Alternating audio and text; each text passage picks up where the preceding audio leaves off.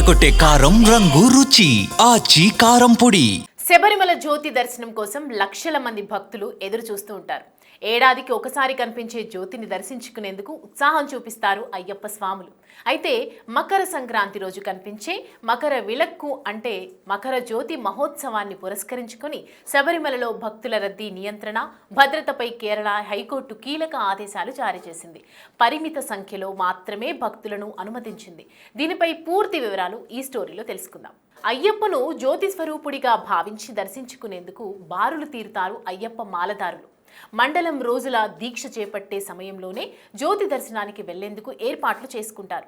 అయితే ఈ మధ్య కాలంలో ఆలయాల దగ్గర భక్తుల సంఖ్య పెరగటంతో తొక్కిసలాట ఘటనలు చోటు చేసుకుంటున్నాయి. అలాంటి అవాంఛనీయ ఘటనలకు తావివ్వకుండా పటిష్టమైన ఏర్పాట్లు చేస్తున్నారు ఆలయ నిర్వాహకులు. ఈ క్రమంలోనే కేరళ హైకోర్టు ట్రావెన్కోర్ దేవస్థానం బోర్డుకు కీలక ఆదేశాలు జారీ చేసింది. జనవరి 14 మకర విలక్కు రోజున దర్శనానికి వచ్చే భక్తుల సౌకర్యార్థం వర్చువల్ క్యూ బుకింగ్స్ ను ఏర్పాటు చేసింది.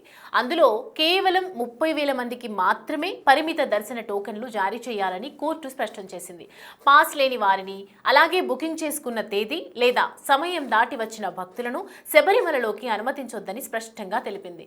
భక్తుల సౌకర్యం, భద్రతకు అత్యున్నత ప్రాధాన్యం ఇవ్వాలని కేరళ హైకోర్టు ఆదేశించింది. శబరిమలతో పాటు దాని చుట్టుపక్కల ఉన్న మార్గాలన్నింటిలోనూ ఈ కఠిన ఆంక్షలు అమలు చేయాలని సూచించింది. ఈ క్రమంలోనే టోకెన్ కలిగిన భక్తులకు ఎలాంటి అసౌకర్యం కలగకుండా తాగునీరు, అల్పాహారం, అన్నదానం వంటి మౌలిక వసతులు తప్పనిసరిగా కల్పించాలని అధికారులను ఆదేశించింది. మకర విలక్కు రోజున ఉదయం 10 గంటల తర్వాత నిలక్కల్ నుంచి పంపాకు, 11 గంటల తర్వాత పంపా నుంచి సన్నిధానానికి భక్తులను అనుమతించొద్దని కోర్టు స్పష్టం చేసింది. ఇక వర్చువల్ క్యూ బుకింగ్ వివరాల విషయానికి వస్తే జనవరి 13న 35,000 మందికి దర్శనం కల్పించేలా ఆదేశించింది. జనవరి 14 30,000 మందికి మాత్రమే అనుమతి ఇవ్వాలని తెలిపింది. అయితే జనవరి 15 నుంచి 18 వరకు ప్రతిరోజు 50,000 మంది వరకు భక్తులను అనుమతించాలని ఆదేశాలలో తెలిపింది. జనవరి 19న 30,000 మందికి మాత్రమే పాస్లు జారీ చేయనున్నట్టు తెలుస్తోంది. అయితే ప్రస్తుతం స్పాట్ బుకింగ్ ను 5,000 మందికి పరిమితం చేసిన విషయం అందరికీ తెలిసిందే. ఇదిలా ఉండగా అయ్యప్ప స్వామి విగ్రహానికి ఏడాదికి ఒకసారి అలంకరించే పవిత్ర తిరువాభరణాలను తీసుకెళ్లే ఊరేగింపును సోమవారం పందలం రాజభవనం నుంచి ప్రారంభం కానుంది. ఇదే రోజు మధ్యాహ్నం 1 గంటకు ఘోషయాత్ర మొదలవుతుందని అధికారులు తెలిపారు.